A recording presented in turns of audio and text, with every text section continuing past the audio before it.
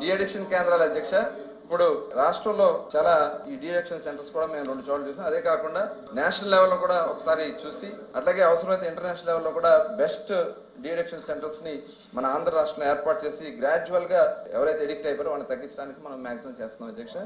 ఎందుకంటే వాళ్ళ విధానం ఎలా ఉందంటే అసలు గతంలో మొన్ననే 26/2/2025 మరి మన పెద్దలు ఉన్నారు కాబట్టి చెప్తున్నా ఒకసారి. నర్సాపురం మున్సిపల్ కార్పొరేటర్ బర్రె జయరాజు స్వయాన మున్సిపల్ చైర్మన్ గారి భర్త అక్రమంగా రవాణా చేస్తున్న 4125 మద్యం బాటిల్ని కల్తీ మద్యాన్ని స్వాధీనం చేసుకోవడం జరిగింది అధ్యక్ష. అంటే వైసీపీ నాయకులే ఇవాళ అక్రమ మద్యాన్ని రాష్ట్రానికి తీసుకెళ్ళడానికి ఇదే ఒక నిదర్శనం అధ్యక్ష.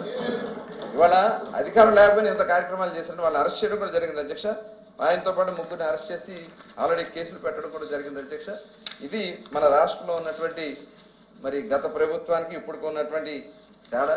ఖచ్చితంగా మేము చాలా పారదర్శకంగా మన పాలసీ కూడా తీసుకున్నాం అధ్యక్ష. గతంలో వాళ్ళు గవర్నమెంట్ షాప్స్ ఇవ్వడం వల్ల రాష్ట్ర ఆదాయం కోల్పోయింది. ఇవాళ మేము అప్లికేషన్ ఫీజు పెడితే దాదాపు 90,000 అప్లికేషన్స్ వచ్చినాయి అధ్యక్ష.